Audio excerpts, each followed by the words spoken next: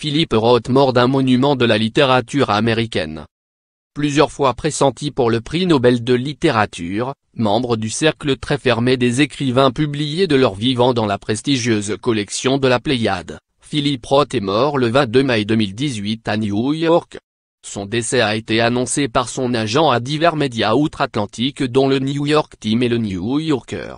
Roth avait arrêté l'écriture il y a 6 ans. Il avait 85 ans. Selon le New York Times, la mort de Philip Roth serait due à une défaillance cardiaque. À lire aussi. Robin Williams, l'acteur américain est mort. Mort d'une fillette de 12 ans sur le tournage du monument préféré des Français. Jerry Lewis est mort, l'iconique acteur américain casse sa pipe à 91 ans.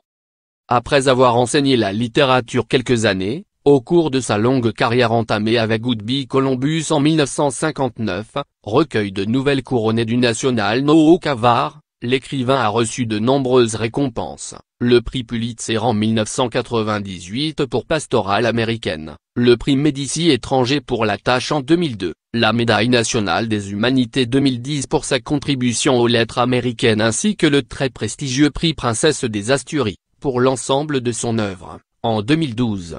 Cette année-là, 2 ans après la publication de son dernier livre, Némésis, Philip Roth annonce n'avoir plus l'énergie de gérer la frustration qui accompagne la création littéraire, comme le résume l'AFP qui exhume ses propos de Roth dans Libération, raconter des histoires, cette chose qui m'a été si précieuse durant toute mon existence, n'est plus au cœur de ma vie. C'est étrange. Jamais je n'aurais imaginé qu'une chose pareille puisse m'arriver. Philip Roth est né le 19 mars 1933 dans un quartier juif de Newark, ville du New Jersey qui fait face à New York. Ses premières œuvres souffrent d'un malentendu et sont jugées antisémites par certains. Plus tard, il se crée un double littéraire, Nathan Zuckerman, jeune romancier juif dont on suit le destin au cours de 9 romans dont Pastorale américaine, qui traite de la guerre du Vietnam, et J'ai épousé un communiste, sur le macartisme. L'œuvre de Roth a été adaptée à plusieurs reprises au cinéma. En 2003, Nicole Kidman et Anthony Hopkins se donnent la réplique dans La couleur du mensonge, d'après La Tâche.